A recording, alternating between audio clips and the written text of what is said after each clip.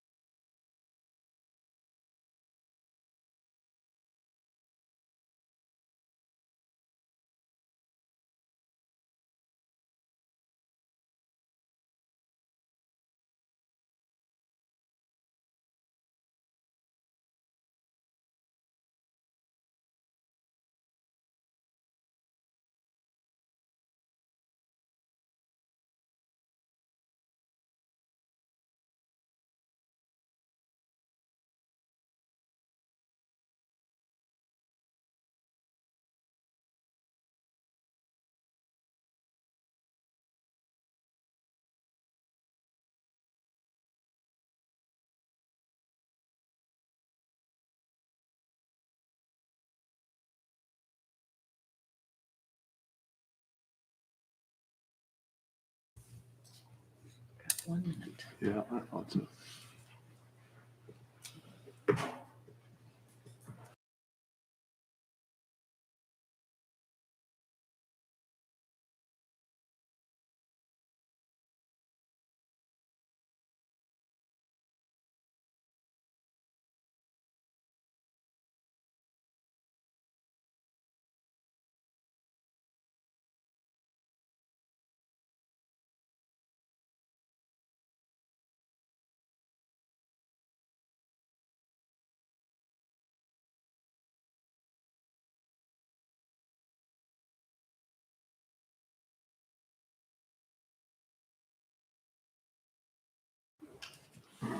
Okay. I think we're okay. The regular meeting of the Southern Shores Town Council for November the 9th, 2021 is now in session.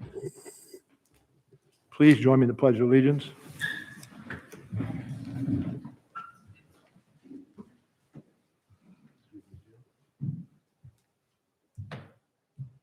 I pledge allegiance to the flag Of the United States of America and to the republic for which it stands, one nation, under God, indivisible, with liberty and justice for all.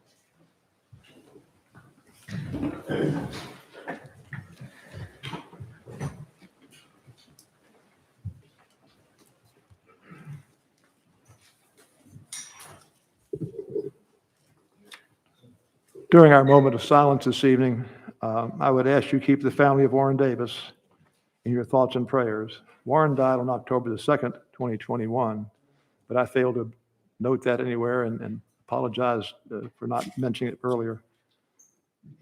Warren was well on his way to his 101st birthday. We lost an exceptional person with Warren's passing. If you'll just join me now in a moment of silence. Thank you.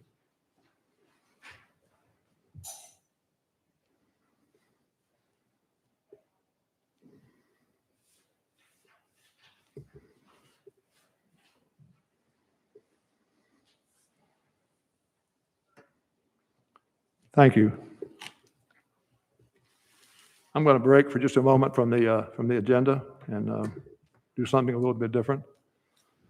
We recently completed I think, an interesting and very competitive election, and I want to take a minute just to commend John and Rod and Ann for their participation in that election and them competing at the level they did. And I also want to congratulate Elizabeth and Paula for their campaign and for their election.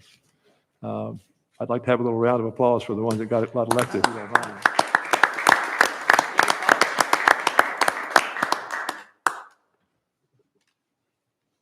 Council, I need a motion to approve the agenda.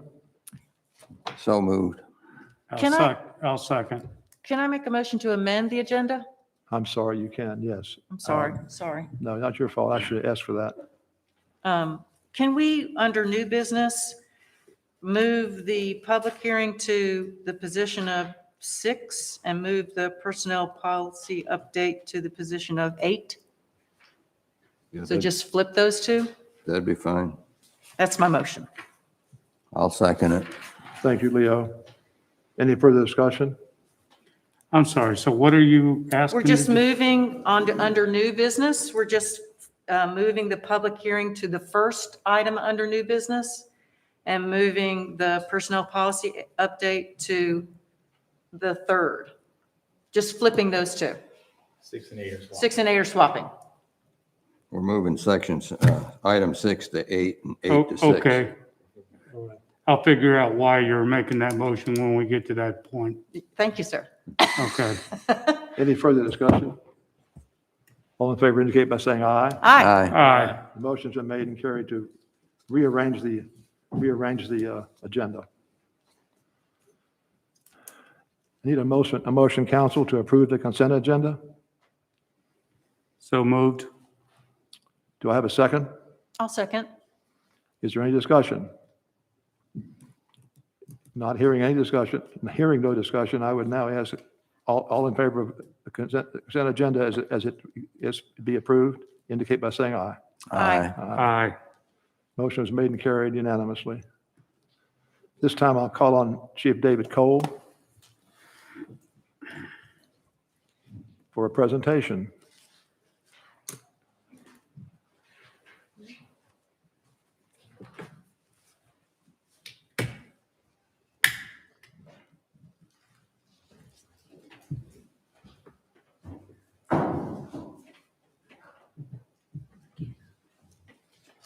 Thank you, Mayor, members of council. Kind of bittersweet. I hate to lose a sergeant, police officer with over 25 years of experience, but it's a well-earned and deserved retirement. So we're here tonight to recognize his service. Sergeant George Farrell and his wife, Shannon, who I'd like to come up while I read your bio. Now you'll be sorry you made such a long bio. Huh? I'll shorten it up. George was born, graduated from high school, went in the Air Force, became a police officer and retired. How short is that? No, you've done a lot more that you need to be recognized for. George was born in 1966, still younger than me. Grew up in Hatteras Village. Graduated 1985. Joined the United States Air Force after graduating from high school. He was stationed at Tyndall Air Force Base in Florida. He was attached to the 325th Equipment Maintenance Squadron. Was responsible for the maintenance of the F-15 Eagle fighters aircrafts. He was also part of the base crash recovery team. He was transferred to Elmendorf Air Force Base in Alaska, where he was assigned to the 19th Fighter Squadron. While he was stationed, also, he was assigned to the 3rd Fighter Wing to maintain the base's fighter capability, 24-hour alert status. And George attained the rank of Staff Sergeant after 10 years of service to his country. Then he returned home to North Carolina. George began his law enforcement career in 1996 as a jailer. I had to read that twice. I thought as a janitor. As a jailer with Dare County Detention Center. While working there, he saved up his vacation time in order to put himself through the BLET, which is the Basic Law Enforcement Academy. And that he attended at COA in Elizabeth City. After acquiring his certification, George was sworn in police officer with the Manteo Police Department. George also worked for the following agencies: Dare County Sheriff's Office, Patrol Deputy, A District, Kill Devil Hills Police Department as a patrolman, a detective, a sergeant, both in Patrol Division and in the Detective Division. And then he finally attained the rank of lieutenant in the Patrol Division. George ended his law enforcement career with us and served the residents of Southern Shores for 10 years as a patrolman and then as a sergeant. Some of his accomplishments, advanced law enforcement certificate, criminal investigation certificate, North Carolina Justice Academy Management Development Program. That was a 13-week course. General instructor, and he's also our SCAT instructor, which we'll miss. That's a subject control and arrest techniques. And he's also a solo active shooter response. He was certified by the FBI School of Crisis Negotiation, and I can tell you that he had two very well done talk downs for a couple of suicidal situations. One assisted Dare County, and the other one was in the town of Southern Shores. And because of his expertise and patience, he was able to resolve both of those issues, and we truly appreciate that. Just to add to that, George is just a good, level-headed, calm demeanor. That's what makes him a good negotiator under crisis situations. He's also the one that was responsible for most of the traffic counts. So we're no longer going to count traffic because George is gone. All I can tell you is that we miss you already, but we appreciate your service, and I know you're happy. I can tell you're smiling behind that mask. I know. So what I would like to do is, first of all, this is your sergeant retired badge that finally just came in on one of the boats. And I didn't write top or bottom, so as you open, you're kind of peeking. So which is which? I put together a little something to dedicate to you and the 400 police departments that you work for. Any more, and I would have had to buy a 4x8 sheet. Yes, sir. Oh, wow. Great job, David. Great job.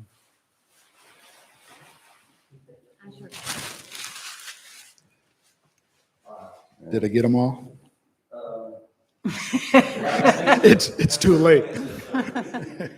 Wow. Sure. Yeah.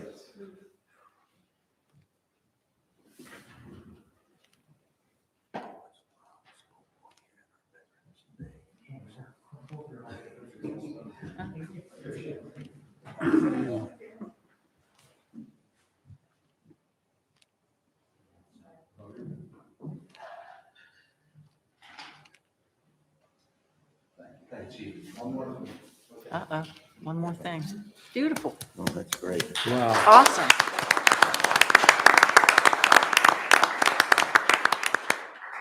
And I'm going to ask Mayor Bennett to come down here, as is a tradition. I'm going to have him hand you your service revolver. See how old I am? Yeah, your service weapon. Yeah. There's no water in it. You're okay. Mayor? It's on. You're good. I really appreciate it. It means a lot. Thank you. I appreciate it. Thank you. Yes, sir.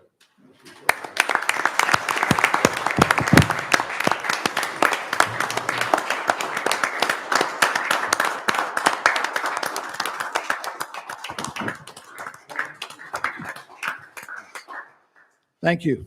Thank you, George. Chief Cole, before you leave the podium, I'd like to offer a special thanks to Officer Farrell for both his service in the law enforcement, but also as his time as a Zoomie. We Marines always appreciated your flights back and forth.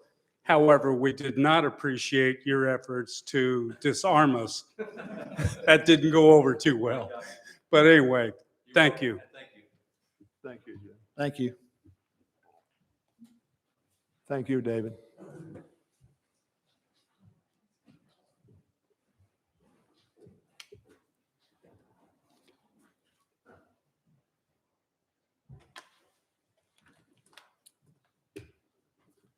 Yeah, I know. I left my mask down there on the counter.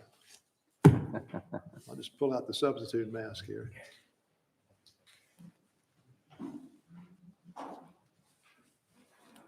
This time I'll call on our Deputy Town Manager and Planning Director, Wes Haskett. Good evening, Wes. Good evening, Mayor. Thank you, and members of council. Have a brief report for y'all tonight for the month of October. There were a total of 39 permits issued, and those consisted of 10 zoning permits, 18 building permits, and 11 trade permits. No lot disturbances. Total amount of fees collected in October was $16,426.90. With respect to the Town Planning Board, they'll be meeting here November 15th at 5 p.m. The board will be considering ZTA 2109. This is a text amendment submitted by the town to amend sections 36, 202, 203, 204, and 205 regarding lot coverage.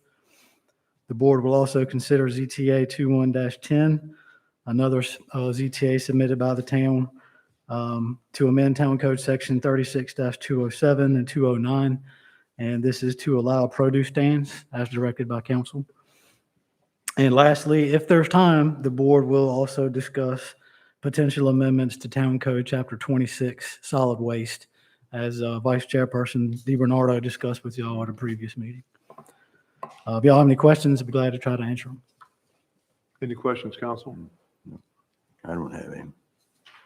Thank you, Wes. Thank y'all. Appreciate it. This time I'll call on our fire chief. Good evening, Ed.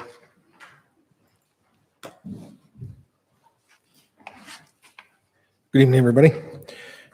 For the month of October, fire department responded to 61 calls, and it was a pretty simple breakdown for 3 structure fires, 27 EMS calls, 2 motor vehicle accidents without injuries, 2 lost individuals that we found, both of them, thank God, hazardous materials, 1, 3 gas leaks, 1 electrical wiring problem, 1 working problem, 4 service calls, 1 assist police, 4 public service, 1 authorized burning, 1 cover assignment, 1 smoke odor investigation, 7 alarms, and 1 citizen complaint.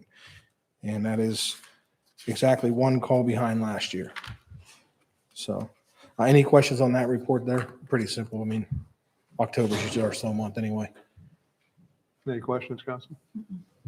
So I did just a brief thing, we play that in 1 second, Sheila, of the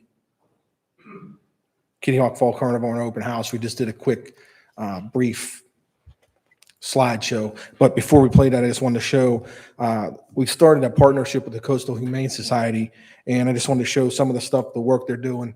They're doing calendars, and it has some fire tips in the back. Just with the dogs that have been up on all the calendars, and it'll be up next year. They'll do another one. And basically it's a give and take.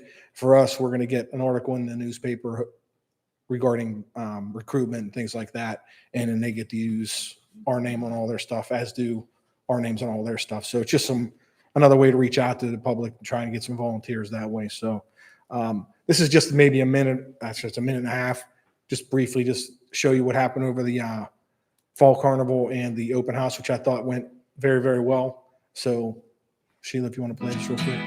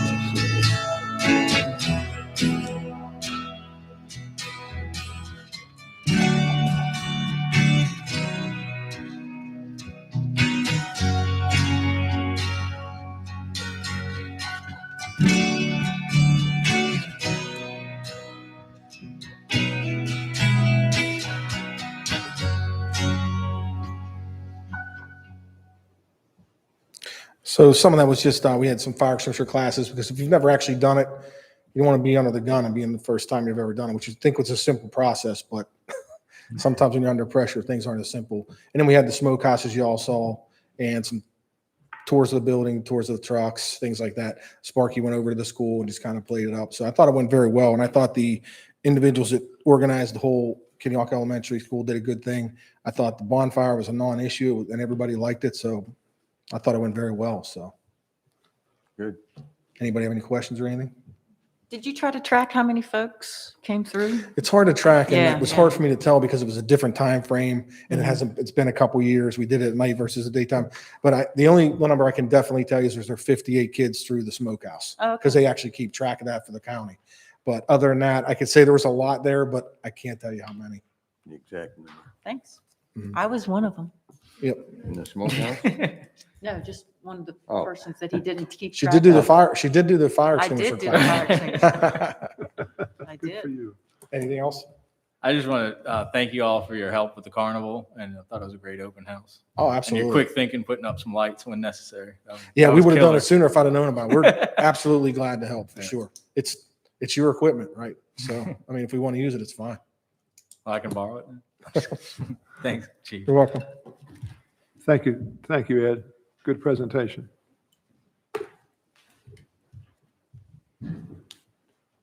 David, yes, David Cole, our police chief. Good evening again, David. Evening, Mayor, members of council. The police department report for October 2021. As you can see, we had 1,502 calls for service compared to 1,332 for the last year, so that's an increase of about 170. The crimes, which are the incidents that you see up there, we had 8 of those. 3 of those were vandalism, 3 were drug-related, 3 were driving while intoxicated. The ALE, that was an underage drinking party, and 3 traffic-related. We had 4 criminal arrests, 2 for the drugs, 3 for the driving while intoxicated, and for the underage drinking, for a total of 6 criminal charges. The officers conducted 61 traffic stops, and out of that, they issued 20 written citations and another 39 warning citations. And we had 1 ordinance for parking in the right-of-way, and we had 4 motor vehicle accidents for the month of October. Just a couple of other things. We also, during this time in October, we conducted our in-service, which included our nighttime firearms qualifications. We also attended the Fall Festival. Every one of the officers was there. It was windy, chilly, cold, but the kids had a good time, and it was huge. The way they had it spread out, I didn't think it was going to be that great, to be honest with you, because it was on a Friday at night. But I got to tell you, it was, even though it was pretty spread out, and that's why it's hard to tell how many kids are there. You know, our SRO, she said it was probably one of the highest attended. So it was a good time for all. The officers enjoyed it as well. And some good news, we have officially hired 2 officers. So we still have 1 opening, but these 2, we're hoping within the next 3 or 4 weeks, we'll get some of the paperwork and training and standard stuff out of the way. And hopefully, possibly in December, we'll at least have 1 of those on the road. So any questions? That's really good news, David. Yes. It Thank is. you. Yep. And they're 2 very well-rounded individuals that are going to be a good asset to, like I said, we didn't want warm bodies. We want somebody that's going to fit. And these 2 are going to definitely fit that bill. So we're pretty excited about that. Great. That's great news. Thank you. Thanks, David. This time I'll call on our town manager. Good evening, Cliff. Like that, Hunter Braithwaite to come up. This year, the town's been very fortunate to have high school students to intern with us, and Hunter has been an exceptional addition to helping us this year. Hunter Braithwaite, he lives here in Southern Shores off of Bayberry. He's a junior at First Flight High School. He's a twin, the smarter and better looking of the two. Don't tell your sister I said that.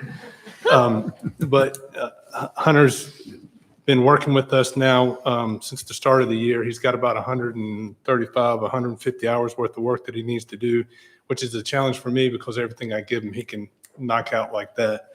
But he's been helping us track our easements to make sure, we've got the easements that we need, helping us to make contact or get the contact information for those that we don't. He's worked with compiling some information with the traffic data, putting that together, and he's had some good insight as a citizen about how it impacts and affects him. He's worked on a template for us for an annual report. He's done work on an infographic for communication and information to our citizens. He sat in on a couple of otherwise I would have thought boring government meetings for him. He sat on a debriefing for the FEMA BRIC grant that we got. And he provided some insight there. He sat in on a meeting with the mayor and I with the Chickasaw Property Owners Association, and he provided some good feedback there. So I'm thrilled to have him. He's an outstanding academic athlete. He's on the golf team, and would love to one day see him back here, but he's it'll be not far from a great future. So Hunter, thank you for being here and I appreciate it.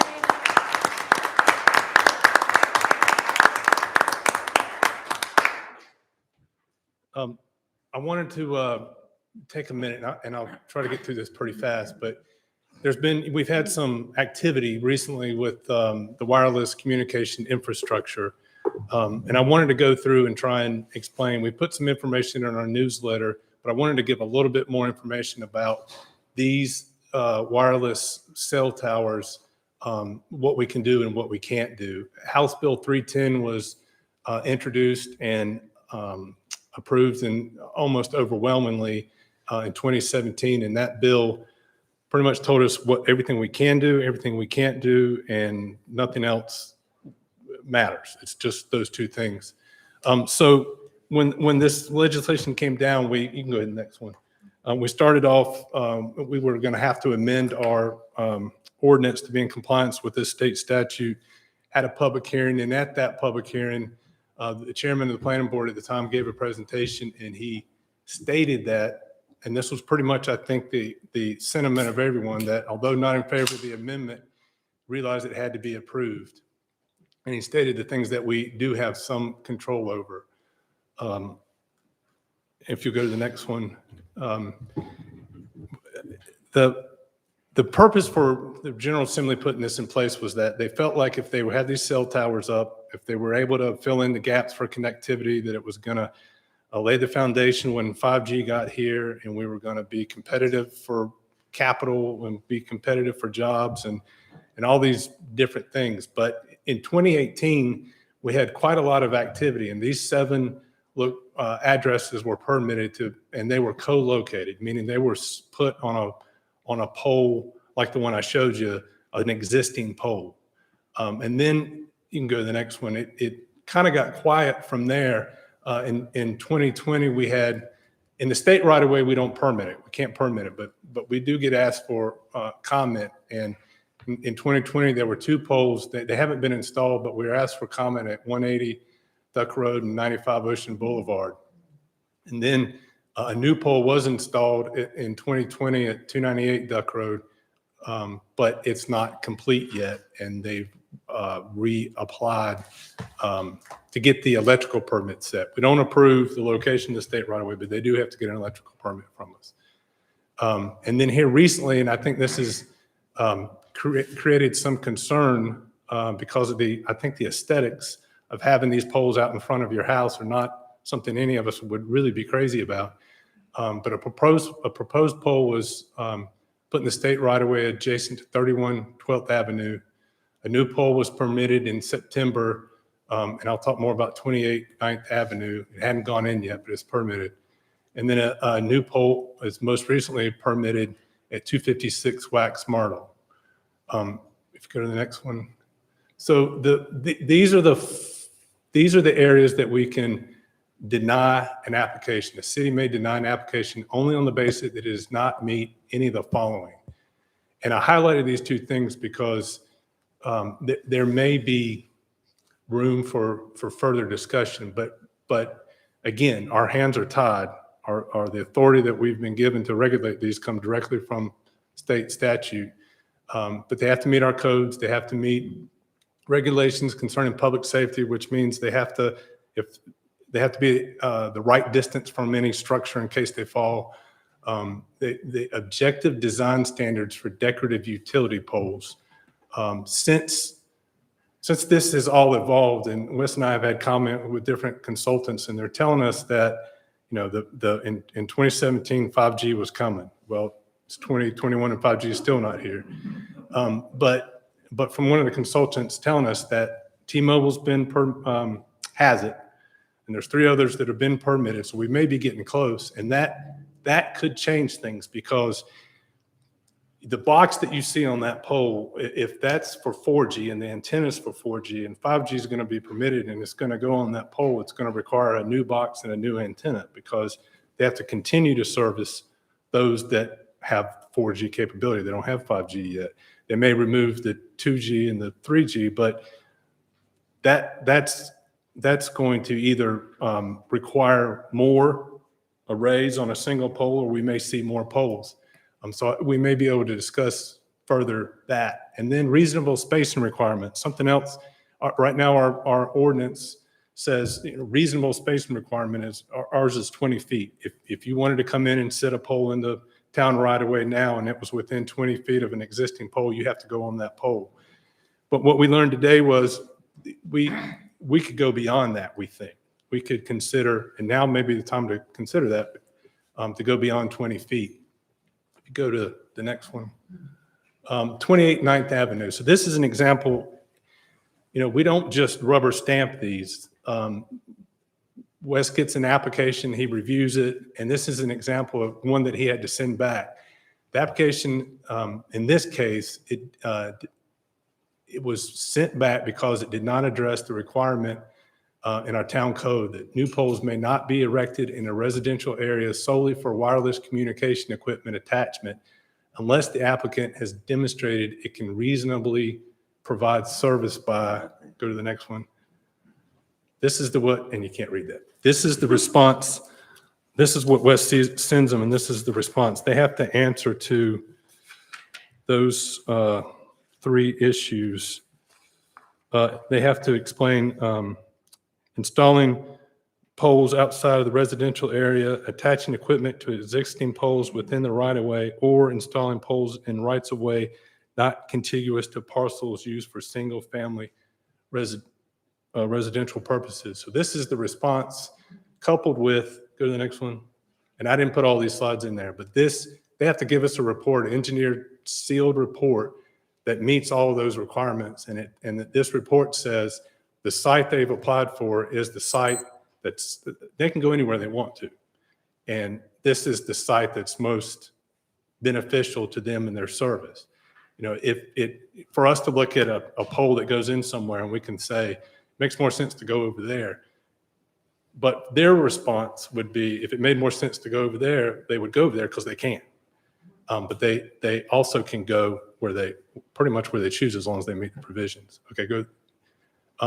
This gets back to the decorative question, and this is the one going in at Wax Myrtle. You'll see the picture down at the bottom is a concrete base, and that's a steel pole is going in at that location. It's going in at where the X marks the spot that it's going. And if that X were even a little bit further to the east, then Wes would have denied it, because he can deny them if they're directly within the line of a house. So this one had to be offset. But I think one of my questions would be, we haven't seen a steel pole yet, and they're only wooden poles. And I don't know that a steel pole is aesthetically better than a wood pole, or if a wood pole is better than a steel. But that may be something, once this goes up, we may want to consider putting a standard that describes one or the other, and that be the pole that we permit. Then next, I think that's, so I guess I'll, our hands are pretty much tied. Those are two things in the distance, maybe two things we can consider. Maybe something the planning board, I know that West just told you how full their agenda is. This may come back and Ben may say it is what it is and there's not a whole lot more we can do. But it may be worth having the planning board take a second look. Didn't we have, they move a pole one time, a wooden pole from one place to another for a better reception? Didn't we? Didn't that happen, or I thought it happened? For some reason, I thought there was, but with the base on that new one, you aren't going to move that very No. quickly. No, and the conversations we had to the contractor, the provider, the wood pole there's no difference. So to them, if it's wood, if it's plastic, if it's steel, if it's concrete, they just want the antenna and that box on there. The one benefit that they would see is that the wires go up the pole instead of outside of the pole Yeah. on a steel pole. Be a little more protective.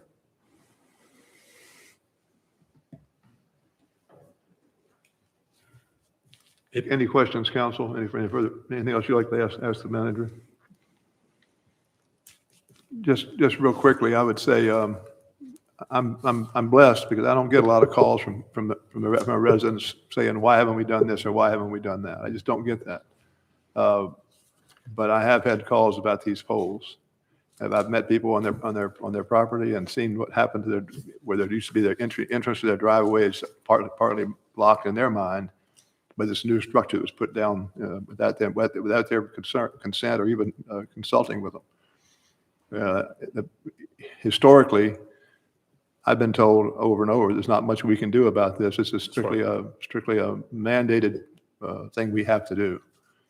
But as Cliff was saying earlier, there may be some alternatives, some control that we can have, or at least over what the pole's made of. So we're going to start pursuing some of those avenues. We can do that. Continue to look, and we'll look and see when that steel pole goes up, how people see that aesthetically. Right. Like I said, Is this height pretty uniform at 30, 35 feet, or does that vary? they can be permitted up to 50 feet. Wow. They don't have to be, but they They have that latitude. correct. Okay, we'll keep an eye on that. Thank you, Cliff. One last thing, now we have a notification. We're going to try to notify thank people you. as part of when a permit application comes in, or when you issue the permit, we're going to try to let the neighbors know. Yeah, it has to be done administratively.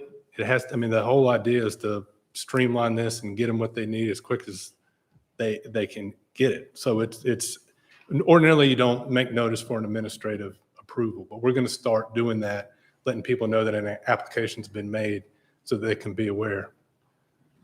So they're not just surprised when they see it going up. I'd like to also mention that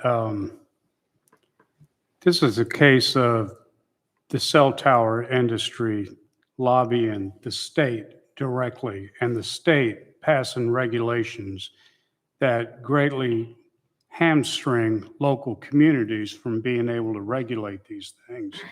So the town has got very limited options. You've explained a few things that we may be able to pursue, but this does not look good for individual homeowners who may have a pole put in their front yard. And it's because the cell tower industry, they played a smart move. They lobbied the state, and the state legislated down to the towns and municipalities what we can and cannot do. So I just want to kind of go on record as saying that in more simplistic terms. What level of detail did those consultants discuss for objective design standard? I mean, can you specify equipment height, how the equipment is disguised on site? I mean, I think when this went to planning board like 2 or 3 years ago, they showed like fake pine tree cell towers. I mean, some of those things look worse than You're right. what's going in now. So, I mean, I think some of it is the height the ground boxes are mounted, where the meter panels are, stuff like that. If it's just a pole and antenna, that's less obtrusive. That's right. And that's where the just decorative pole I don't know what that means. Yeah. And so I think that. Does Ben maybe- know what it means? I'm just kidding. That might be worth the exploration, Yeah. where again, and if it just comes down to the type. if we Now could- that this has been in place for like 2 or 3 years, I mean, I imagine, Pinehurst, some of these other towns have started to put some of these standards in place. Chance we can get a chance to look at some of the cut sheets that they've used. Yes, Okay. yes. And maybe yeah, Maybe. we can do that. I'd be interested to get ahead of it with the planning board. I know they do have a produce stand hearing and some other stuff. Andy's in the crowd, but. But I do think we're going to see more of these. Yeah, and especially Oh, yeah. as some of the tech starts rolling out faster. I still can't get service through that area, so.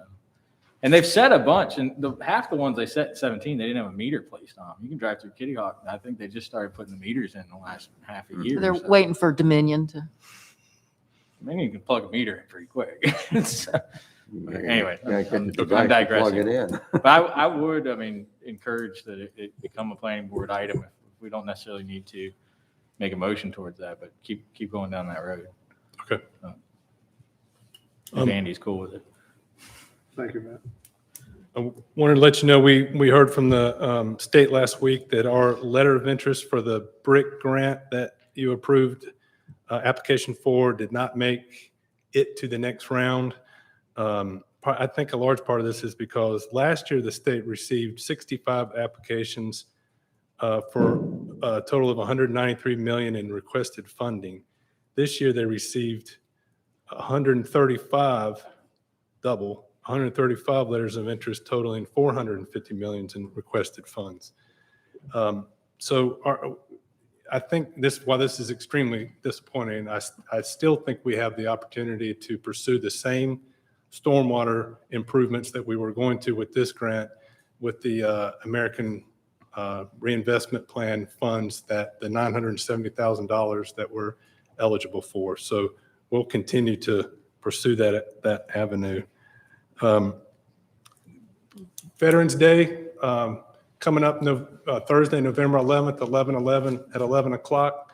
Invite everyone to come out in front of Town Hall. Our guest speaker is going to be Johnny Waters, United States Army. Presently, Johnny's a history teacher at First Flight High School. You also may know him as the musician Johnny Waters, so he's going to sing as well. So I look forward to that. And then just last thing I just wanted to share, I got a letter from the Outer Banks Relief Foundation last week thanking us for our participation in part with the throwdown that was held, raised $52,000. Wow. So That's wonderful. those funds went to the Relief Foundation, and those funds are dispersed locally to folks in need. So bit of good news. That's all I have. Thank you, Cliff. If you haven't been to a throwdown north of town, they're really worthwhile. Mhm. You get a huge turnout, 400, 500 people or more.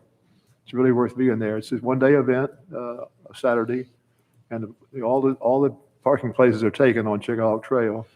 And Spindrift. But usually somebody will shuttle you over there, so really worth going to. Mr. Mayor, I'd like to also comment on something that Cliff did not mention, and that is that he and Leo went down to the Bywalk Committee. That helps keep them apprised of all the beach, inlet, and waterway issues that are relevant to our town. So thank you all for doing that. I was there too, Yeah. but I was there as a private citizen, not for a town function, but it just shows that there are council members and the town manager that is staying abreast of those kind of issues. Thank you, Jim. Town Attorney, any report? I don't have anything to report this evening, Mr. Mayor. Thank you. Thank you. This time I'll open general public comment. If anyone would like to speak? No one signed up. Public hearing. That's public hearing. That's for the public hearing. That's fine. We'll do it again. Under old business, discussion of the Citizens Advisory Committee, Exploratory Committee for Potential Branch Library here in Southern Shores. Jeff, do you want to address that, where that stands as of right now? Mr. Fletcher and Ms. Morrison are here, and they were here at your October 5th meeting, and they, of course, expressed some of the frustrations that they had been dealing with in trying to get an answer, or at least some direction moving forward. And you remember back in, some of you were on the council on June 4th, 2019, when the committee was formed, and they were asked to examine the feasibility of opening a modestly sized library branch in Southern Shores to increase the availability of library services. And they did exactly that. They did surveys, they had public input, they went before, I remember Ms. Morrison going before the county, before budget time, asking them to remember them and to kind of earmark a place for them. But in October 5th meeting, some of you expressed that you were hearing that the county wasn't in support from different conversations you had had, but that had never officially been stated before. And then the county manager came before your last meeting and pretty much, I guess, clearly stated the county's position that at this time, they're not going to support or pursue libraries. So the question becomes, you've got a committee that you've asked them, given them a charge. They've done that. They've got an answer to that question. And so now you ask them to continue to find an answer that they've already gotten an answer to. So I think one of the things that you could do would be to, there's no need to, if you think the committee's completed the work, then it would be appropriate to dissolve the committee. Thank them for what they've done and acknowledge that. Of course, there are other avenues that they can take, and I think Mr. Fletcher has expressed some of that. But you're in a position now where you've got it. You've given a committee a charge. Go out and find an answer to a question you've posed. They've gotten that answer, and so I think the question before you now is: what's the disposition of this committee? Thank you, Cliff. Council, what's your pleasure here? I'll just say from my perspective, I think the committee did their job. They did what they were supposed to do. They presented, I think, a pretty strong case to move forward with the facility.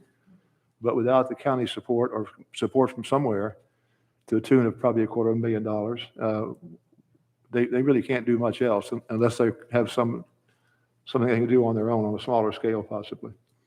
But I would like to know what your thoughts are, Council, first. Could I make a couple comments? Just I in a mean, minute. It's your decision, obviously, but I do have some recommendations. Just in a minute. I want to give council a chance to voice their concerns first. Okay. I'll call on you. Leo, you have any thoughts? Well, they completed what they were charged with. Without the county, we're hamstrung unless they go out on their own as an individual group and do what they can do, which apparently that has happened in some other areas. So I guess the best way to handle this would be probably to, so we aren't getting crosswise with the county, would be to dissolve the committee. That's my thoughts. I don't know. I would like to have it run longer, but we aren't getting any support anywhere. Thanks, Leo.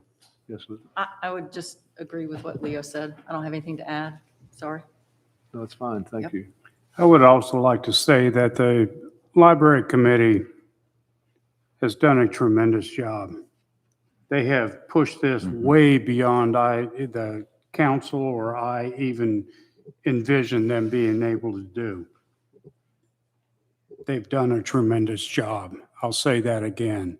It's very frustrating to me that the county has taken the position that they've taken, but that does not take away from the efforts of every member of that library committee.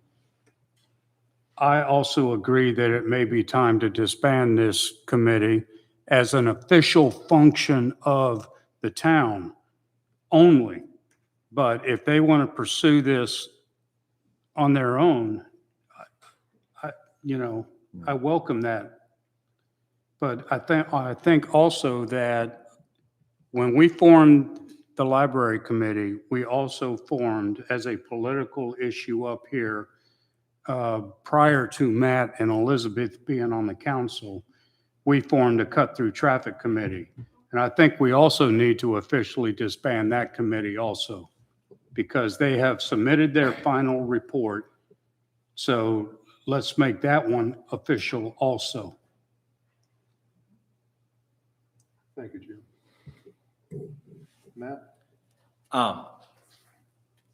As Southern Shores doesn't operate public libraries, I think without county support, we can't offer much more support. I would like to hear Mr. Fletcher's comments, but as we hired y'all or engaged you to put your investigation into this, and you did a fantastic job, and you found a path forward and a solution, but it's a Dare County Public Library. It's not a Southern Shores Public Library.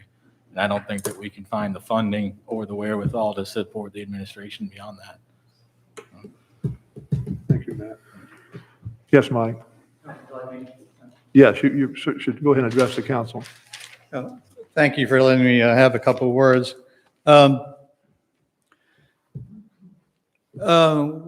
We can certainly, I mean, there's several options that we have. I mean, you can actually keep the committee and try to re-engage the county library board because it's being reconstituted and getting new members, and they'll be meeting again in January. I mean, I think that's kind of a long shot personally, but that is an option. And, I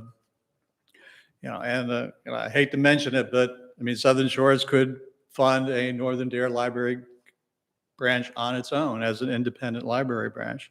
If that is not done, I mean, we also have the option to work independently, either as citizens with or without approval, to seek out, to essentially establish a private library.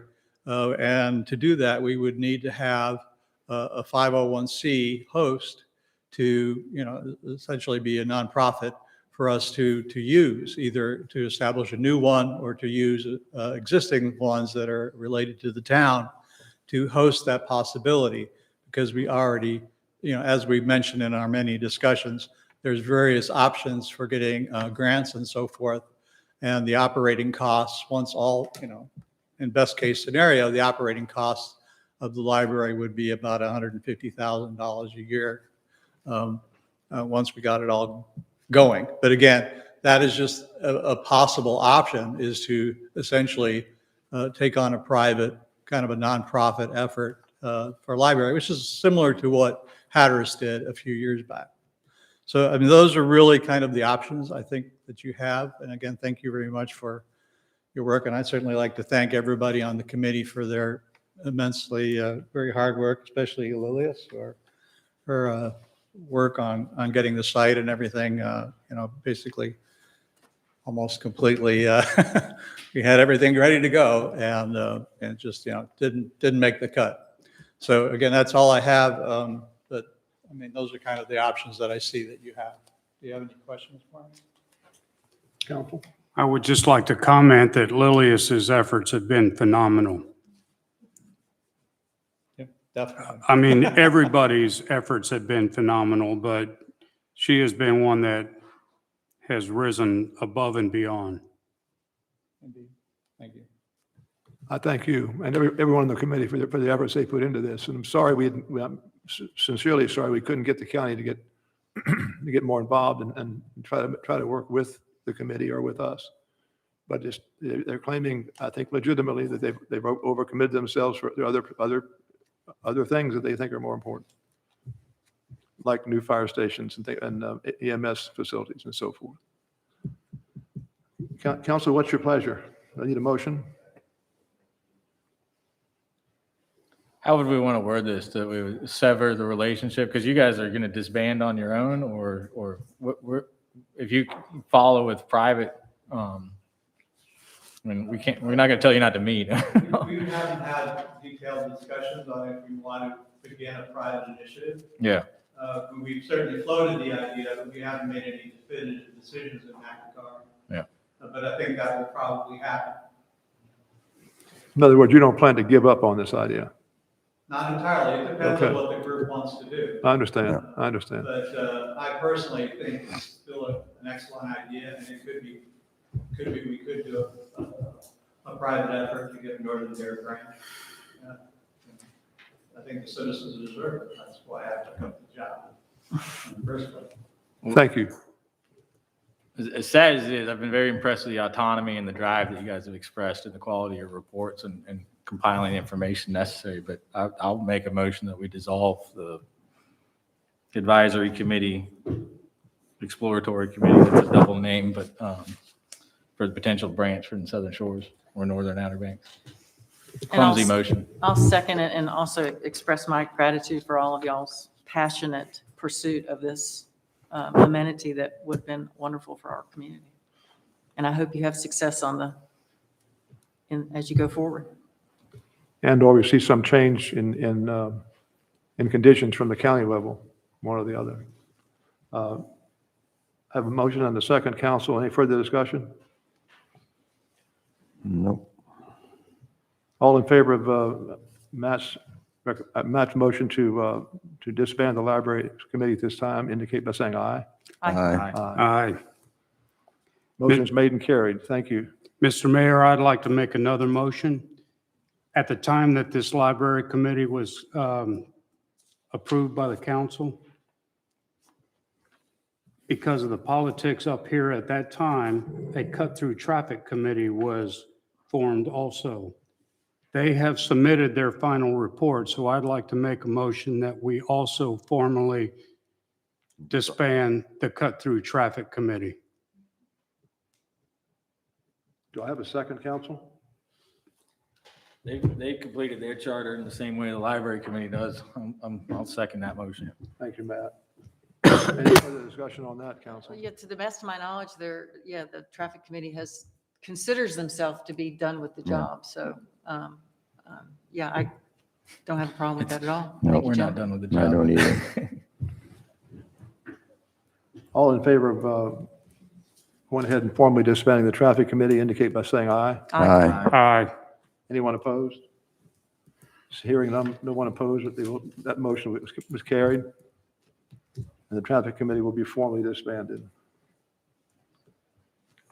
I want to thank you, Mike, and thank you, Lola, for your efforts. And I want to, again, also too, this motion by council doesn't take away from your efforts.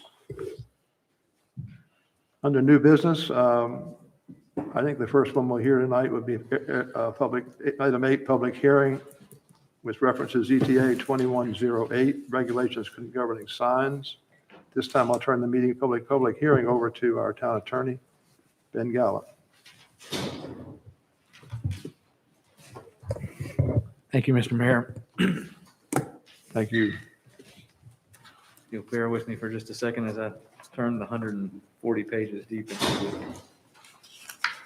the agenda packet here. 144.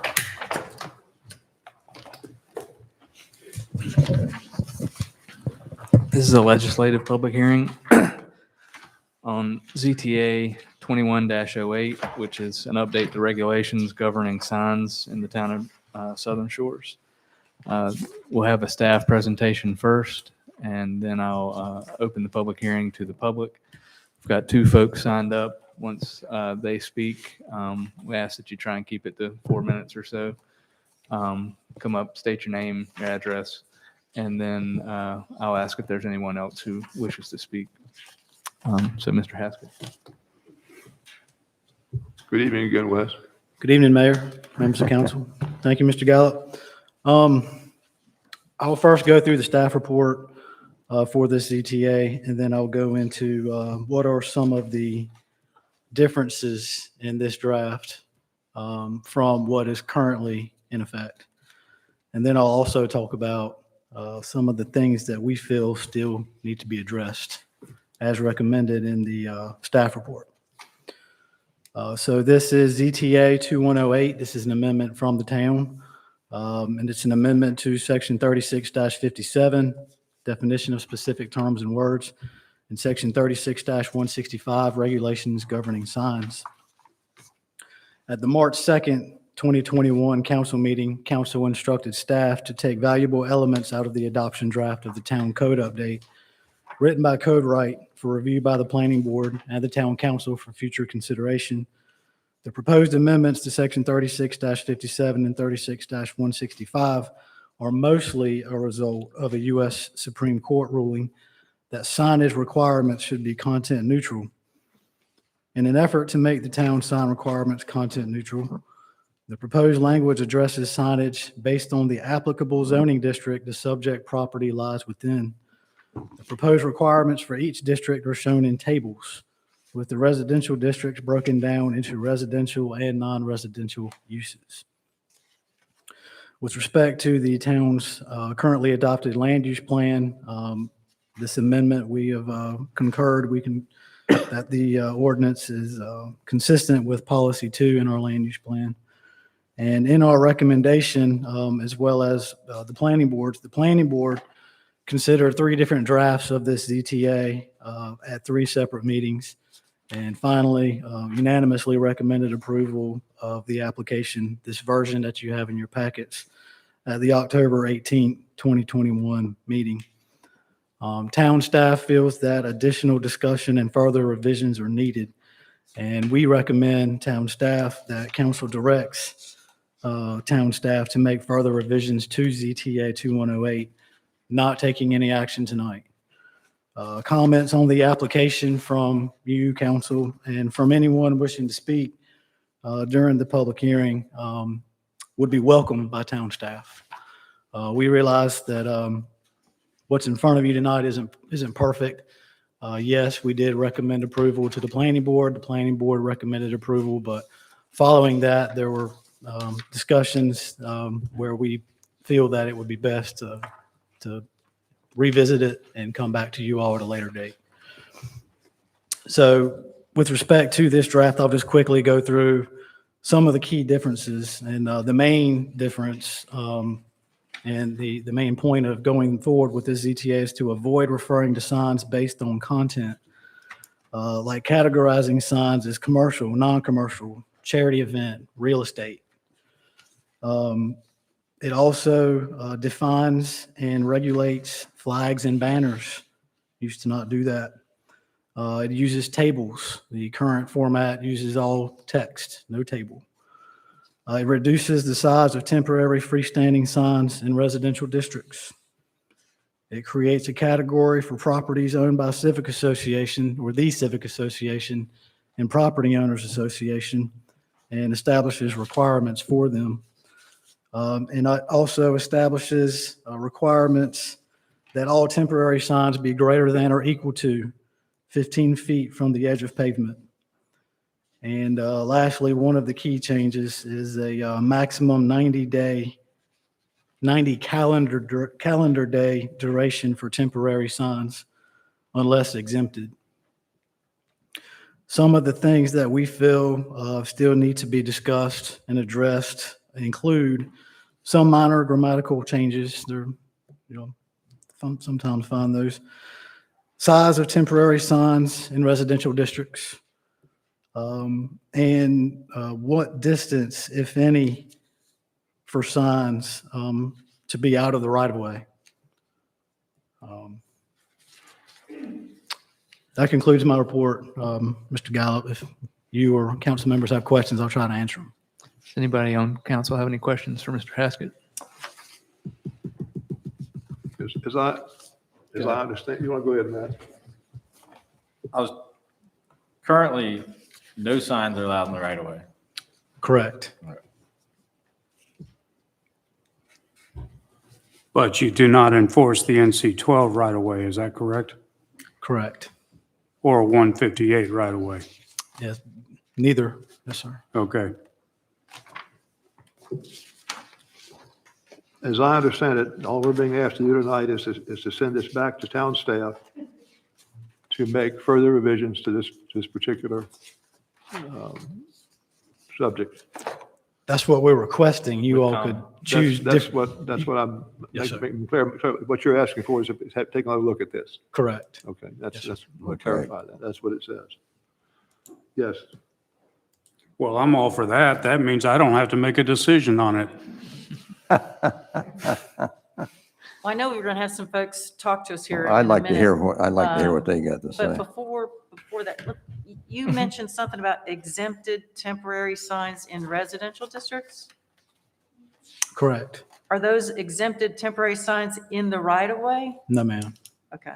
What's that reference? If you look in the table, under temporary signs, when I say exempt, I'm saying, one example would be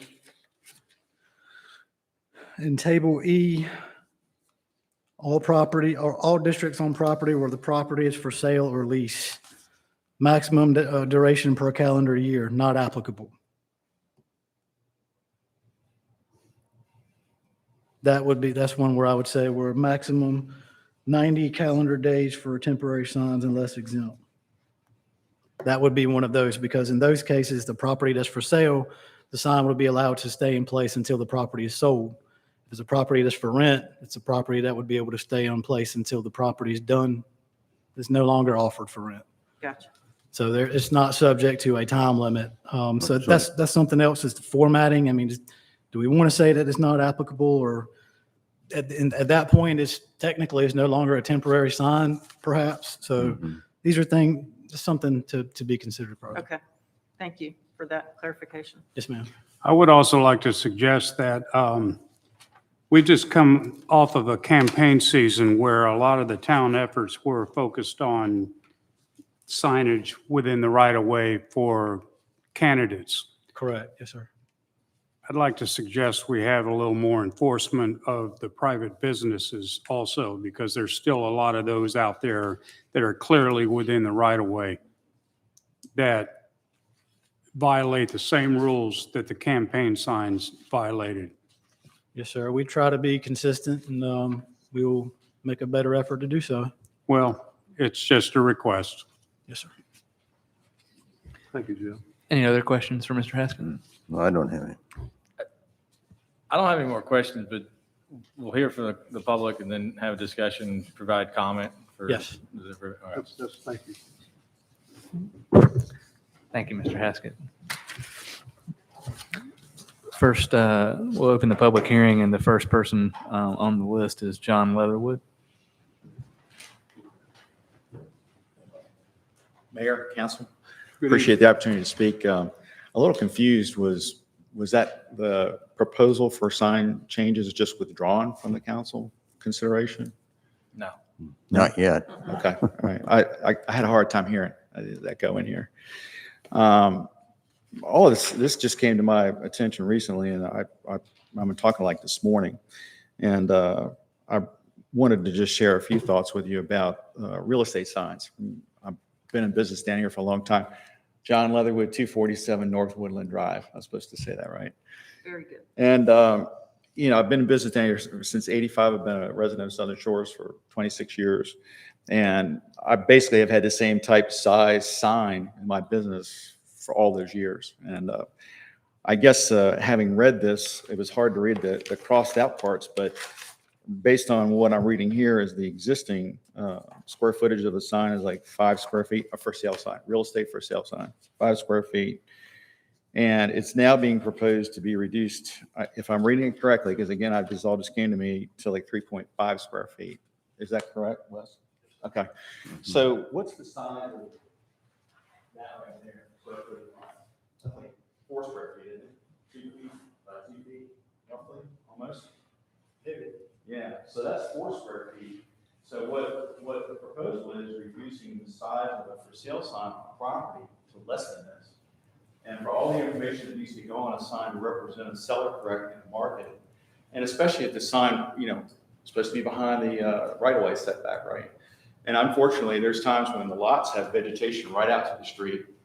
So the owner would have to cut trees, cut vegetation to get that back behind the right-of-way so the realtor can put the sign there.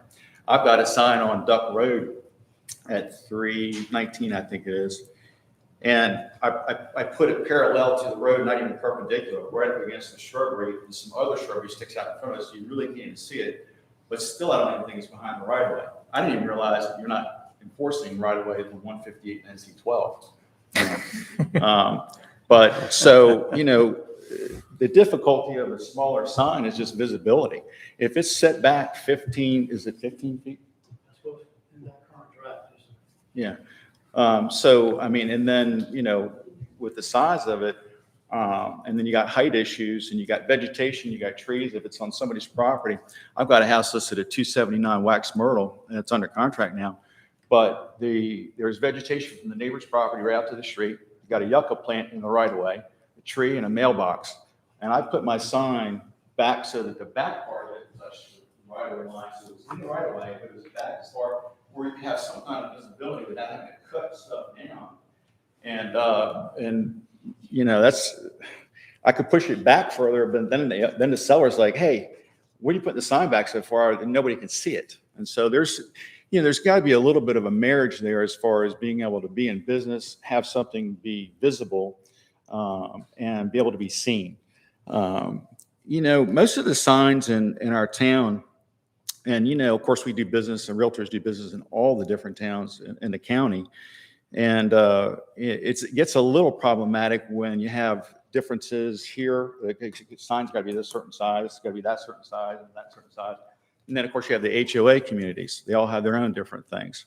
So you got a cost factor with regard to all of the signs that realtors have to create. And right now, I can tell you right now, in my garage, I've got about $3,000 worth of signs. And according to the way this would be written, all of those would be non-conforming to the town of Southern Shores. I have to go out and spend another, X dollars to create new signs.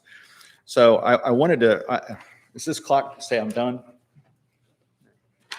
I don't know if it started or not. Didn't have the green light. So basically, I just feel like that, the signs I have, I measured it today. I've got 3 panels. It's 30 inches, which is less than a yardstick by 30 inches. I mean, it's not this and it's not that. It's just a regular for sale sign, but it's certainly bigger than that. And I've had it and used it for almost as long as I've been in business here. I've never had anybody say that this is too big. So my concern is it's just a little bit too restrictive. It doesn't really, it's not really beneficial to the property owners of Southern Shores. And you've got properties in Southern Shores that are, many of them are very upscale. Most owners would like to have their realtor have a nice sale sign in their property and not something very, very small. So these are some of the reasons that I just jotted down very quickly that I've wanted to share with you. And so I appreciate your time. I would say that, what we have in place already is actually a little too small, but it doesn't seem to need to be reduced. So I appreciate you letting me share my comments, and thank you. Thank you. Thank you, John. Porter Graham. Hey, good evening, everybody. It's good to see you all. I'm here likewise representing the Outer Banks Association of Realtors, which is obviously a group of folks to whom signs are, manifestly important. And it turns out the average real estate sign is about 4 square feet in area. As my colleague suggested, you got the principal panel, which would be conforming with the new constraining standard, but then typically 2 additional panels, which will advertise, contact information for an agent, and then a property feature like, a pool or the number of bedrooms or whatever. And so, it seems like we just noted with concern the decrease of the allowable size. Maybe the impulse was, content neutrality, so that for sale signs were no longer going to be differentiated by content from for rent signs. And I just ask that, you all perhaps consider directing the planning board to explore achieving that interest by extending to the for rent signs the same standard as currently applies to the for sale signs, which is the 5 feet. And I 5 square feet in area. And then the other thing was the 90 days. In my reading of the existing ordinance, I had thought that seemed to apply currently to for sale signs, and maybe it just wasn't a provision that was enforced, but obviously that'd be problematic if a home doesn't sell within 90 days. So, another example, of course, of the effective codification of the ordinance as written would be that Sun Realty would have to, buy all new signs. All of the signs that they use are standard real estate signs, all of which would be non-conforming. I would think that, whatever the town interest is, it's not only achievable by forcing everyone to use smaller real estate signs. So, in any event, thanks everybody. I appreciate it. Thank you. Thank you. Is there anyone in the audience who'd like to speak? Yes, ma'am.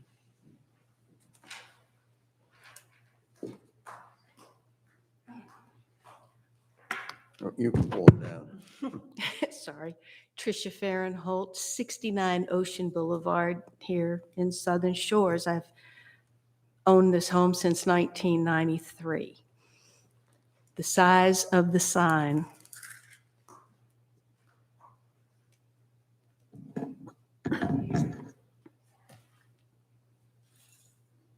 Right here. This is it. It's not a big sign. That's not my major concern. I would like you to stay with the 15 feet from the pavement. The last time I checked, the right-of-way, which I mow and maintain for the last, almost 30 years, I don't see anyone from Southern Shores coming to mow my lawn the first 25, 30 feet. I don't see them picking up sticks. I don't see them raking. So if I would like to put a sign for one of the lovely people who were running for town council, I think I should be able to do so. Unless y'all want to come start mowing and raking and picking up things. The signs we put up are always temporary. They're not long-term. Some of the biggest signs we've seen have nothing to do with the residential homeowners. There have been some big ones from, shall I say Saga? I guess I will, Saga. Big companies, not regular folk. So if it says 15 feet from the pavement, I would think that'd be NC 12, which runs right in front of my house. Is that what it would be? 15 feet from the pavement? 15 feet from pavement on town streets, but we haven't necessarily said on state. Pavement's pavement, okay. Sorry, Depends where you're pavement's located. pavement. And I mow that too. So I just think it's not turning into anything bad. People put up signs, people take down signs. When we do the historic tour next year, what are we going to have to do? We put our balloons up the day before and say, open house, come see the houses. If we put them 15 feet from where my house is on NC 12, if we put them beyond the right-of-way, no one coming down the road will be able to see them. I don't want car wrecks in front of my house because they don't see the sign that's placed there for one day. Thank you. Thank you. Anyone else? Yes, Mr. Ward. Yes. Yeah.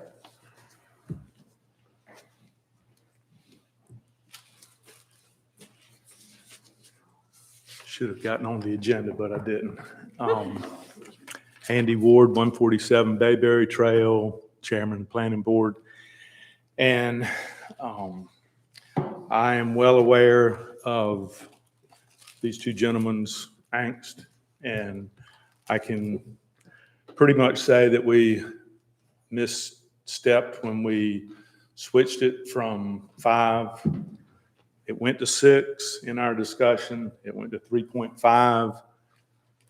And I think it needs to be back at 5 personally, square foot of a temporary sign to make their life easier and not go back to spending extra money on signs. So hopefully, as a council, you will kick this back to the planning board for another little round of discussion. I think maybe we were a little burnt out in 3 different looks at this ZTA, and we were just ready to get some new eyes on it, which would be you. But I'm certainly willing as the chairman to bring this back before my group and discuss it more. We started on this in August and we're here tonight. So I think the key takeaway that we got when we started off was in the Supreme Court decision was that a town may no longer apply a differential sign standard based on sign type. That was one big key takeaway. The other is sign standards may not distinguish between commercial signs and non-commercial signs. They have to be content neutral. You're going to hear that over and over again. The time and the place and the manner of how a sign is used is something very important that Code Right touched on. And it pretty much says that one of the best ways to address this new court precedent is to maintain the time, the place, and the manner provisions for signs that most communities, including Southern Shores, already have in place. We have 8 pages worth of sign ordinance here. We're boiling it down to a few definitions and some tables. And we're having a bit of a time putting all these signs into one box without being mutually exclusive of what we're trying to do with, you know, individual signs. So it's a real challenge, and I would just ask that, as staff is asking, to kick this back to the planning board, let us work it a little bit more, refine it, and we'll take another stab at it and feel better that we're doing a better job than what we've got to y'all tonight. So if you'll do that, we're certainly willing to play along. Thank you. Thank you. Anyone else in the audience wish to speak to this? Seeing no one, Mr. Mayor, I'll close the public hearing and give it back to you. Thank you. Council, in our book, it says that you need a motion to direct town staff to make further revisions to ZTA 2108. Can I have a motion to that effect? I'd like to make that motion, but I would also like the planning board to look at what happens when the right-of-way is overgrown with vegetation. Where can the adjacent property owner place their sign? Also, the size of signs, as has been elaborated on here tonight. And then finally, the right-of-way width of 15 feet, I think, is a non sequitur, and how far you can place these signs off the road. I live on a street where the right-of-way width is 30 feet, the road's 20 feet, so that doesn't leave anywhere. I mean, I'm well outside the right-of-way if I plant it 7 or 8 feet off the road. Make it specific that it must be at or outside of the right-of-way. That's a long-winded motion, but that's my motion. Did you make them? Thank you, Jim. Do I have a second? I'll second. Thank you, Elizabeth. Any further discussion, council? Yes. You want to go first? You can if you want. Okay. I mean, I might go line by line, but I just would like to make a couple of points. I attended at least 2 of the planning board meetings where this was discussed. Maybe 3, I'm not really sure. Anyway, I made all the ones that I could. But what was lacking was any input from the public. So no one from the public showed up to any of the planning board meetings. And so this was really the first opportunity that we as a town have had to collect public opinion, public comment. So thanks, we appreciate it. It doesn't make for a very fast process, but I do believe it's something that I would just ask the public if you could keep an eye on the planning board meetings and maybe be a little bit more proactive. It might, make us have a little bit more of an efficient process to come up with, code amendments. I really want to thank the planning board. It is hard work. It is not very exciting. And I've been there. I've lived it. So I get it. But there needs to be, some robust discussion. There needs to be some input from the public. And, that's how we come up with better ordinances, which is what we want to come up with. My final statement to you tonight is going to be, we need an ordinance that's enforceable. So the contents of the ordinance need to result in something that can be enforced, because that's one of our goals with doing this whole code update is we want rules on the books that our staff can enforce. So let's not leave something in there that's not enforceable. Thanks very much. Appreciate it. Thank you, Elizabeth. Matt? So Jim, your motion included readdress sign size, and was I unclear or clear that it's 15 feet? You just wanted to say right away, out of the right of way, ignore a footage. At or outside of the right of way. I would be in favor of that. The other, The right of ways vary grossly throughout town. 15 feet is a guideline to use, but anyway, I'm sorry. well, I'm fine. I mean, I would like to see this. I mean, when we threw out much of the code rewrite, the idea was not to fundamentally alter some of the things that we already had in policy practice. I would recommend that the sign size stays similar to what's existing. It doesn't change. We've been introduced banners and flags. That's a new thing. You can see how that works out. But this issue with the right of way, I would like to say it's in the right of way or it's out of the right of way, and leave it at that. And you've included that in the motion. The thing I would like to add was during our political campaign season that signs be allowed within the right of way, and all signs, because that's the legal issue, right? It can't be content specific. So somebody, we have a campaign season, October, whatever, Columbus Day to Election Day, all signs are allowed within the right of way. Because that's that's where you want to put yours. So we would be making that specific to campaign signs? No, No. all signs. Oh, we can't make it specific. But we can limit the time that the signs are allowed anywhere to around elections. So a period before the election and a period after, and that's it. You get that amount of time. Isn't that already on the books? It's not. Well, I They're thought it not was allowed in the right 72, of way. I thought it was 72 hours after I'm talking about the time, Oh, that you No. had to get your signs down. Matt, if you made Not within placement if you within the made a right of way. motion to amend that motion, You would need to amend your motion. okay, I will do so in a moment as soon as I figure out how to. But I think that I don't have any problems with signs in the right of way. I mean, campaign signs, they need visibility.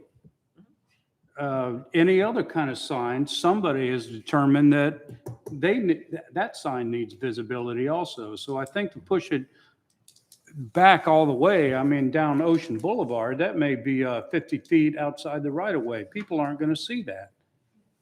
So we've got other things about the sign ordinance that can be enforced, the amount of time of them. But certainly the size of the signs, I think, is something that's very important. They should be the size of a standard campaign campaign sign, I think. Or for sale sign. Or a for sale sign, which are For pretty rent. close, I think, in their square footage.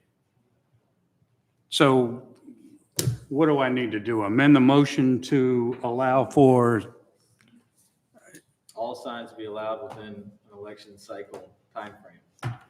And the staff can write that and the planning board can adjudicate on it. Yeah, I would leave up the details to the wording to Because staff. I think that's the best way Our to do it. motion should be. Well, to I move it think back I to already staff. made a motion, and that was to send Send it it back to back. Yeah, staff. yeah, So yeah. let's send it back to staff without amending the motion and see what they come up with. We've got the chairman of the planning board here. He's hearing what we're saying. Yeah, so he's collecting our comments, he's collecting the public's comments, and what we're going to do now is send the ZTA back to staff. So, That's the Yes. If it's our consensus to allow all signs within a certain time period consistent with the election, I would amend, I would request that you amend your motion to include that as a directive to staff.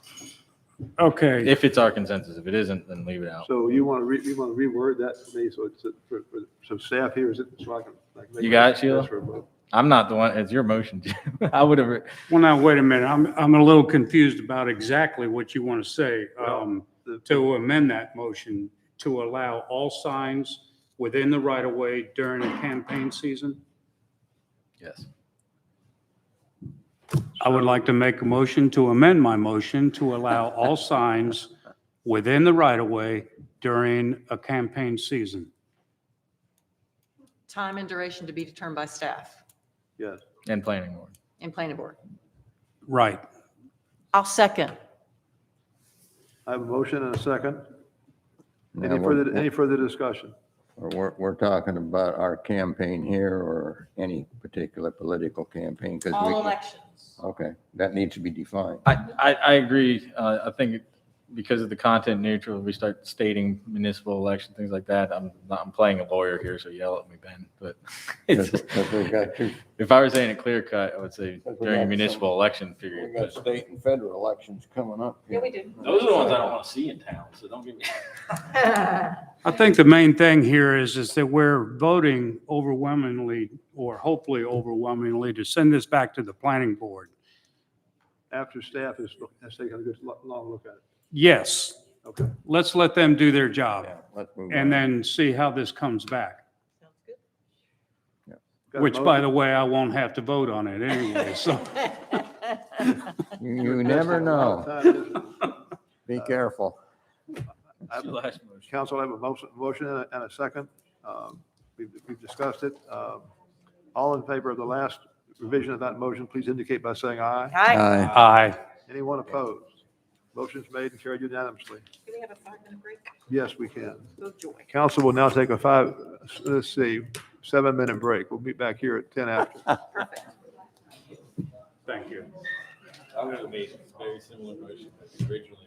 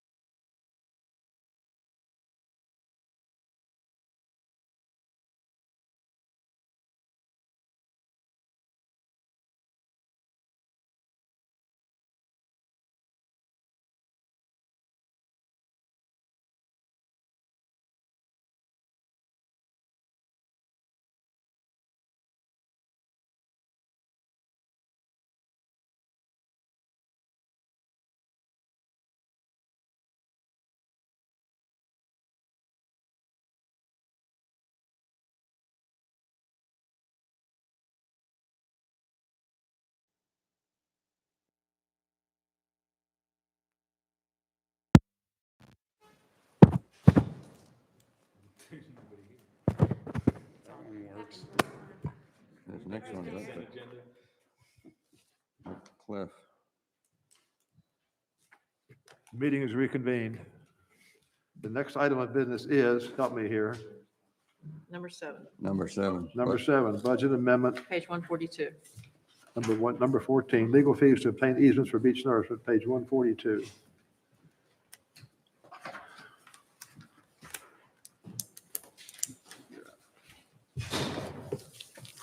As I recall, this is fairly uncomplicated.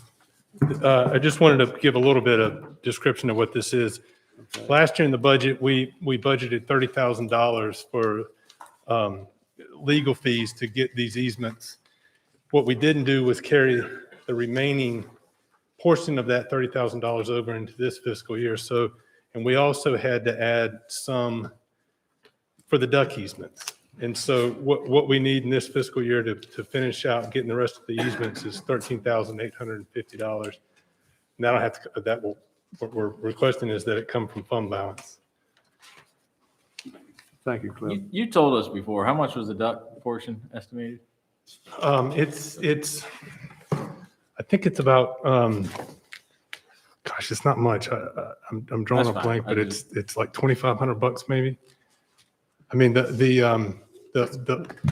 may not even be that much, but the 30,000 was for, all of our easements. And so we've put a little bit more here. Go.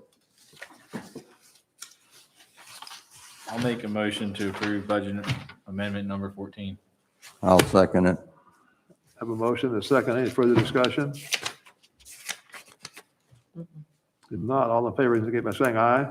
Aye. The motion is made and carried to approve the budget amendment. Thank you. Now, number 6. Now, what's our next? Number 6. Yeah, I thought there was Page two 19. parts to this one, but I guess not. 19. Page 19, number 6. Personnel policy updates, page 19. I think we should move along. Let's see.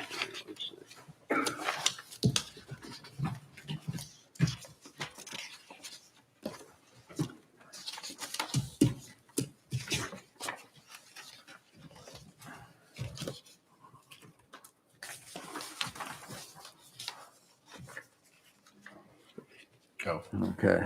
The request on action is a motion to adopt revisions to the town personnel policy and to remove section 18-9 from the town code.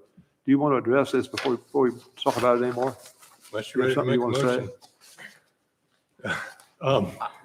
I want to interrupt. If you're about to make a motion, I want to interrupt I'm about you. to make one, but I do want to hear a brief. Okay. There's two parts to this. The first is you all authorized staff to hire a consultant, I believe back in July, to help us with a review and update and edit our personnel policy. The last time that was done was in 2013. We consulted with a gentleman named Drake Maynard, who's also an attorney.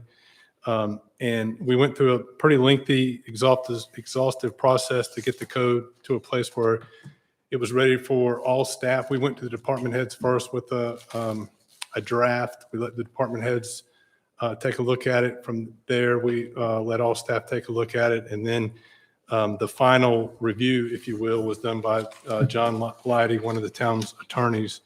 And a large part of this is to make sure we're in compliance with EEO laws, with job protection against discrimination and harassment, making sure that we're going through the recruitment and retention process, we're doing the discipline the right way, that we're record keeping with personnel files, that we're in compliance with all of that. There's two things that I want to point out that could have some a financial aspect to this. Is one, vacation, you stop accumulating. We've added vacation day to be awarded for all employees with 20 plus years of experience. Right now, it stops at 19 years, and you stop accumulating. So we're requesting in this that we award an additional day of vacation to the accrual for employees with greater than 20 years. The other part is it adds bereavement leave, and it allows up to 3 days of bereavement leave per death of an immediate family member. And that's a separate pot of money those 3 days would come from. It wouldn't come from sick. It wouldn't come from vacation. So those are two of the key things that I feel like I need to point out to make you aware of what you're being asked to adopt. The second aspect of this, and I think it would probably be beneficial to do this in two motions, would be to remove section 18-19 from the town code. And that's just language that's already in this personnel policy. And this type of language is better suited to be in the personnel policy, and I think it needs to come out of the town code. Those are the cliff notes. Will, if we make a motion and as you, per the words of requested action, does that mean we don't have to do a town code amendment? Will this take care of it, or do you still have to come back to us with a town code amendment? For the 18-19? Yeah, I think he just said if we separate two motions, do one to adopt policy and then another to. no, I'm strike. asking, do we have to do a TCA, a town code amendment? You know, that form, that process, no, No, this would take care it's of a it. police matter. This isn't a police- zoning amendment. Yeah, so it you don't doesn't have to go through the planning board. No, I know, I'm not saying that. I'm saying a town code amendment, a TCA, not a ZTA. So, but we don't have to go through that formal process. We can just do it right now. Perfect. Thank you. I said police, for things that are police powers that aren't zoning or land regulated, I think you can do it exactly this way. Roger that. This just happens to be a police matter. Times two. So, Did you make a motion yet? we No, haven't made a motion yet. Okay. I just have one question. I'm still reading. I'm just kidding. The definition of immediate family, how far down does that go? That's also in the code. Well, the requested action was to adopt provisions to the town personnel policy and to remove section 18-9 from the town code, unless I'm looking at the wrong thing. I'll give Yeah, you he's that. asking a question about the bereavement policy. Yeah. Okay, How, I you know, didn't how, hear that. sometimes, let me- we've had where it goes, got aunts, uncles, brother, I mean, way down. It's probably Then- defined somewhere, I'm Well, guessing. that's what I was asking. It's I didn't see it, but is it defined? It's defined as wife, husband, mother, father, brother, sister, son, daughter, grandmother, grandfather, grandson, granddaughter, mother-in-law, father-in-law, son-in-law, daughter-in-law, brother-in-law, sister-in-law, stepmother, stepfather, stepson, stepdaughter, stepbrother, and stepsister. Okay, There you go. that answered Pretty it. well covers it, doesn't it? Yeah, that's further down than I thought it'd go. I don't know, that depends on what vernacular you're using these days. I won't go there. But I agree, that pretty much covers it. So we're looking for a motion? Yeah, something, that's fine. You want to make a motion, Matt? Yeah, well, I'll move that. Leo, or? Yeah, I motion to adopt the revisions to the town personnel policy and to remove section 18-9 from the town code. I'll second. We have a motion and a second. Is there any further discussion? If not, ask for a vote to adopt those revisions at this time. All in favor? Aye. All right, Aye. Anyone opposed? Motion's been made and adopted. Made and voted in favor of adoption. Thank you. Thank you. Thank you, Cliff. Thanks for all your the entire staff. I mean, it sounds like you guys all were involved, so thanks for all your work. As I see it, the last item of business we have to consider are the appointments to the Reconstruction Task Force. Is that correct? yeah, 168.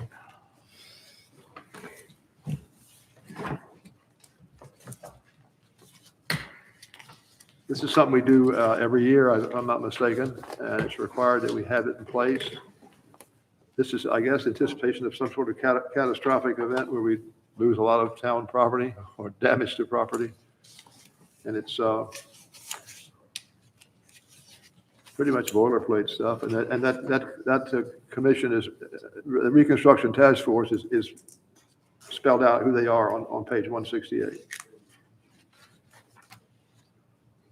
So all I'd ask that, for the motion, I would make the motion to appoint the Reconstruction Task Force as presented to us. I'll second it. I have a motion and a second. Any further discussion? Has anybody asked David Buchanan if he's good to go for another year, Wes? Yes. Okay. All right. All in favor of the motion that's been made to appoint the Reconstruction Task Force, indicate by saying aye. Aye. Aye. Motion's made and carried. Let's go back and look at the agenda one more time. General public comment. Anybody signed I think up? we ran them all I off. think they left. We ran them out of here, didn't we? Mhm.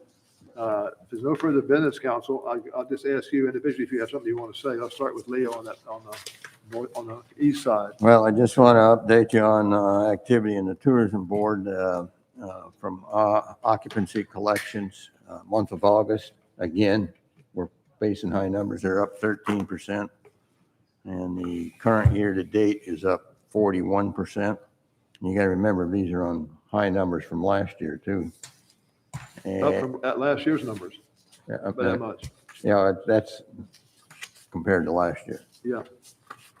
Last year, August was, 2020 was 139,737,864, and this year it's 158,280. Meals collections, August is up 32%, and current year to date's up 65%. So tremendous return for the rest, the meals group. I just want to, I think there was a little confusion on some people on our tourist impact grant.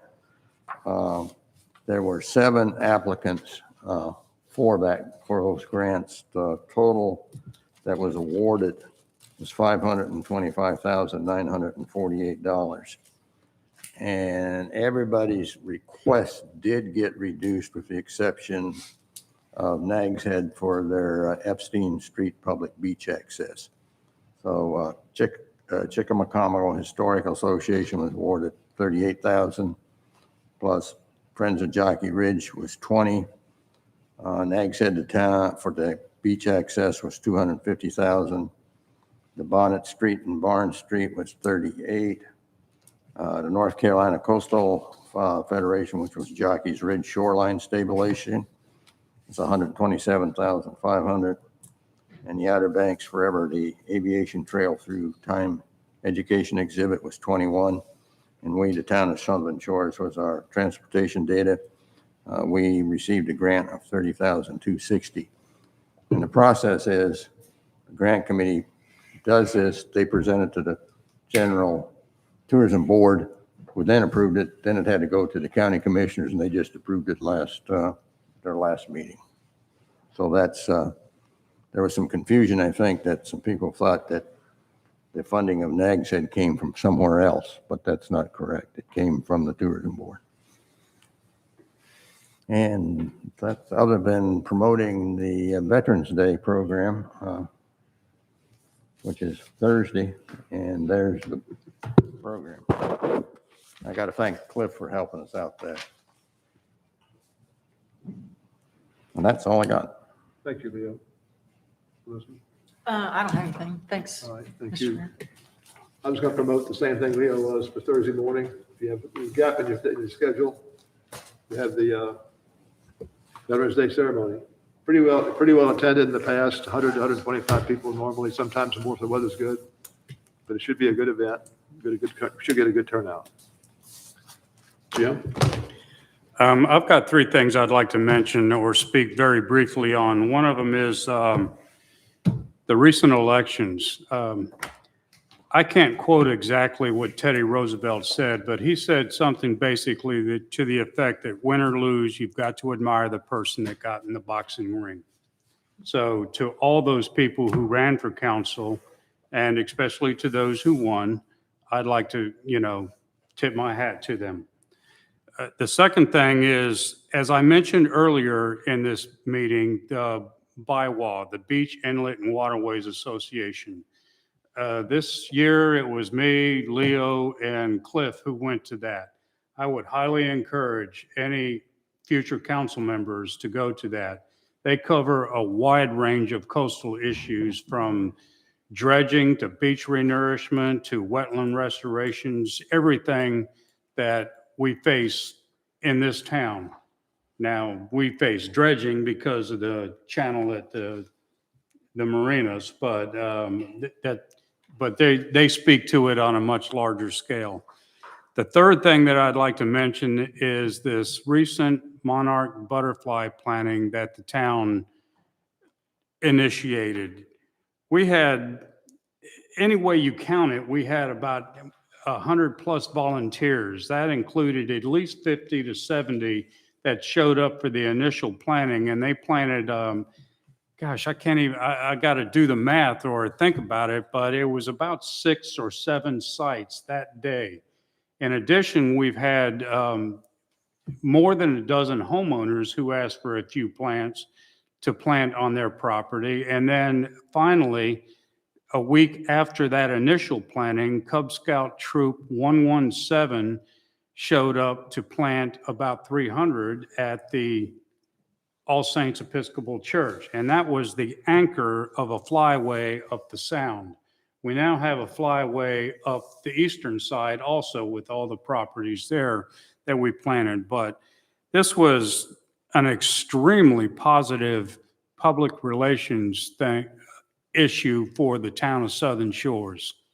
It's been written up in multiple articles and social media places. So I think what we need to do now is maybe consider where we go from here on that, how to expand on that. And I've thought, and I'm only thinking to myself here when I'm sitting at home, but we might want to coordinate any further efforts with the town of Duck and the town of Kitty Hawk to expand that flyway area. But that will come up during the next year or whatever. But, and finally, I really, really want to thank Emily Gould and Sherry Lemnios and the SSCA for their efforts in helping to pull this off. There are so many people that are owed thanks. I can't name them all here. But anyway, with that said, that's all I have to say. Thank you, Jim. Appreciate it. That was a tremendous amount of effort on your part, and you really did made this thing happen, and I appreciate that. I'm a landscape architect. That's what you would expect of me. Yeah, but you're one of the few I've worked with that doesn't mind getting his hands dirty. Okay. Matt? I'll just very briefly, it's been a pleasure to serve with the two of you for the last 2 years. I know we'll see you in the next meeting, but I'm gonna miss you. So. We'll be, I know I'll be. I'm not going to speak for Jim. Oh, you're never gonna be I'll there. Thank you. Thank you, Matt. And I didn't say to the chief, but your guys' presence at Fall Carnival was pretty awesome too. I don't want to make a fire department, police department rivalry. I was really just thrilled for both of y'all and the presence you had and the service you offered for us. So thank you. Thank you again. Any further business? We Motion, meet again on December 7th. December the 2nd? 7th. 7th, Seven. December 7th. Pearl Harbor Don't want Day. to get the dates wrong. Well, that day will live in infamy. Yeah. It's already been pointed out. Let me see, what happened then? Need a motion to adjourn, council. So moved. Second? All in favor? Aye. Meetings adjourned. Thank you. Have a good evening. A real good evening. Thank you.